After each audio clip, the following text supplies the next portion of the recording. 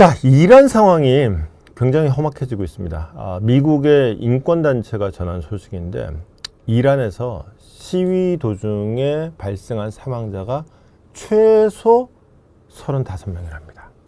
35명. 그리고 이 35명 중에는 시위 참가자가 29명이고 애들도 4명이 있더라. 그리고 군인도 2명이 포함되어 있더라. 지난달 28일부터 지금 시위가 됐으니까 이제 일주일 이제 넘어가고 있단 말이에요. 그동안에 구금된 사람이 1200명에 달하고 있더라까지 지금 얘기가 나오고 있습니다. 자, 이게 사망자 소식이 나오기 직전까지만 해도 이란에서 나온 뉴스는 뭐였냐면은 이란 당국이 지금 시위대를 열심히 달래고 있다 이거였거든요. 그래서 나온 게 이거예요. 한 달에 $7씩 국민들한테 제공하겠다. 말 그대로 이제 생활비를 주겠다. 민생지원금을 주겠다. 라고 대책을 정부가 공식으로 발표를 했어요. 아니 근데 한 달에 $7면 한 돈 10,000원 되잖아요. 아니 한 달에 10,000원? 장난하냐 싶은데 이게 장난이 아닙니다. 지금 현재 이란에서 10,000원 정도면은 계란 100개를 사고요. 그 다음에 소고기 1kg을 살 수 있는 돈이랍니다. 그러니까 이제 이 정도까지 대책이 나올 정도면 이제 이란이 급해진 거죠. 그럴 수밖에 없는 게 지금 시위가 지금 전국으로 그동안 안 가던 내륙으로까지 전국으로 번지고 있어요. 처음에는 시위가 도시 중산층의 시위였다면은 이제는 지방으로 그냥 마을 단위까지 속속들이 들어가서 빈민들의 시위로까지 확산되고 있다. 이란이 전체 31개 주로 돼 있대요. 근데 그 중에서 27개 주로 시위가 확산됐대요. 그러니까 사실상 지금 방방곡곡 안 벌어지고 있는 곳이 별로 없는 이런 양상이 된 거죠.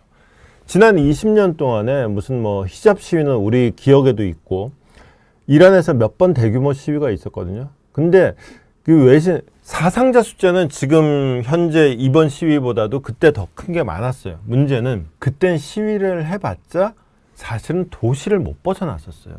근데 이번에는 마을 단위까지 벗어났다. 완전히 이제 새로운 영역에 접어든 거예요. 사실 분위기가 달라지기 시작한 거는 지난 주말에 이 이란의 최고 지도자죠. 하메네이가 직접 나서면서 분위기가 조금 달라지겠구나라고 보인 거예요. 그러면서 하메네이가 주장하기를 적들의 소프트워라는 건 그야말로 이제 뭐 명분 싸움이랄까 논리 싸움이랄까 문화 전쟁이랄까 이렇게 좀 농간이라고 얘기하죠. 쉽게 얘기해서 농간이죠. 농간에 놀아나지 말라고 이제 경고를 한 거죠. 근데 이때까지만 해도 이 기사 제목은 이렇게 잡혀 있지만은 전체 맥락은 시위대를 좀 달래는 톤이 좀 있었어요. 그러니까 아니 당신들이 배고픈 건 내가 이해를 하겠다. 그냥 그 문제는 우리가 해결하겠다. 근데 적들한테 선동당하지 말라. 뭐 요 정도의 느낌이었어요. 그리고 시위는 우리가 존중한다. 근데 폭동은 안 된다. 그러면서 시위의 정당성도 인정하는 분위기였다. 그런데 여기서 갑자기 살살살살 눈치 보고 있다가 갑자기 발포 상황으로 급발진을 해버린 거예요. 이 급발진의 계기는 뭐냐? 이거예요. 하메네이에게 죽음을 빵빵빵. 시위대의 구호가 처음에는 아이고 물가 비싸서 못 살겠다 였어요. 근데 뭡니까? 정권 타도로 바뀐 거예요. 이렇게 되면은 시위대라는 존재가 이란 당국의 입장에서 달래고 또 협상해가지고 살살살살 꼬실 대상이 아니에요. 이거는 차단해야 되고 처단해야 될 전염병 같은 존재가 됐다. 이건 막아야 된다. 이번 시위의 시작은 물가 폭등에 따른 생필품 부족이었어요. 그리고 우리도 좀 먹고 삽시다라는 항의였어요. 그리고 그 생필품 부족의 이유가 이제 급격한 환율 폭락이었죠. 그러니까 쉽게 말해서 생활고를 해결해 달라는 청원이었단 말이에요. 사실 이거는 관리가 가능해요. 그러니까 빵을 달라 하면 빵을 주면 되거든요. 그리고 배고픈 사람들한테 물 한 모금이 얼마나 크고 빵 한 조각이 얼마나 커요. 주면 되는데 문제는 이게 타이밍이에요. 요게 이제 그 되게 유명한 그림인데 그 1905년에 이제 러시아 이른바 피해 일요일 사건 때예요. 이게 원래는 황제한테 빵을 달라는 청원으로 시작이 된 사건이었거든요. 근데 뭐 일련의 사태를 거쳐가지고 황제가 문제 해결 능력이 없잖아요. 그러니까 이게 황제에 대해서 실망을 하는 거지. 그 실망이 그 다음에 황제 못 믿겠다.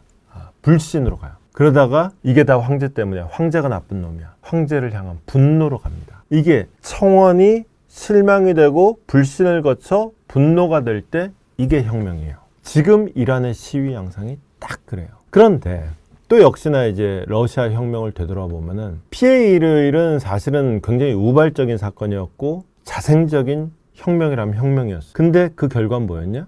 그냥 학살극으로 끝났어요. 뭐 황제가 마지못해서 몇 가지 양보를 하긴 합니다. 그 두마라는 것도 그때 생기고 그러는데 크게 보면 별로 달라지는 게 없어요. 황제도 그대로고. 결국 황제를 무너뜨린 거는 이제 진짜 혁명은 그로부터 이제 14년 후에 일어납니다. 그 진짜 혁명이 일어나려 그러면은 두 가지 조건이 필요해요. 하나는 지도자입니다. 지도자 중심축 레닌이라는 지도자가 등장한 다음에 이제 러시아는 짜르 체제를 무너뜨립니다. 두 번째, 이게 진짜 이유인데 러시아 혁명 때는 군대가 황제의 명령을 거부했어요.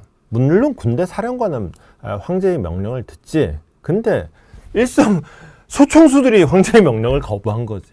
그게 진짜 혁명의 모습이에요. 자, 그런데 지금 이란은 어떠냐? 첫째, 국내에 이렇다 할 반체제 세력이 없어요. 저항의 중심축이 없어요. 러시아 혁명으로 치면 레닌이 없어요. 이게 일단 첫째 문제. 두 번째, 지금 이 순간에도 최소한 제가 접하고 있는 외부에 전해지는 이란의 분위기로 봐서는 여전히 이란의 군대는 가장 강력한 하메네이의 충성 세력, 충성 집단이다. 그러면은 이거를 체제를 뒤엎을 만한 동력에는 아직도 한참 모자란다. 이게 이제 이란 내부 상황만 놓고 봤을 때 아마 적절한 진단이 되지 않을까 싶어요. 다만 유일한 변수가 있다면 그건 외부로부터의 충격이에요.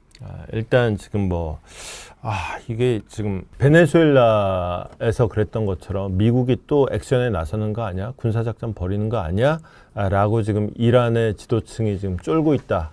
뭐 이런 얘기인데 만약에 트럼프가 하고 싶어 한다. 내가 만약에 트럼프의 참모다. 뜯어 말립니다.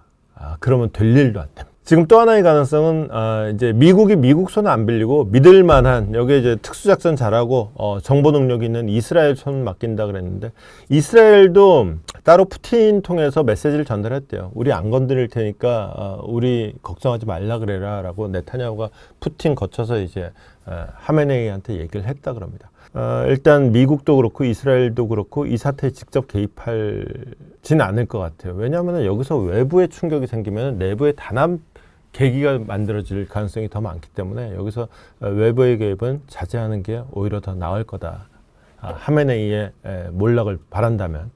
그렇다 그러면은 이란에서는 한동안 유혈 사태가 계속 될 가능성이 많죠. 그 유혈 사태가 정말 불행한 이유는 피해의 어떤 보답이랄까? 이런 게 있으면 그나마 위안이 될 텐데 뭔가를 바꾸는 유혈 사태가 될 것 같지가 않기 때문이죠.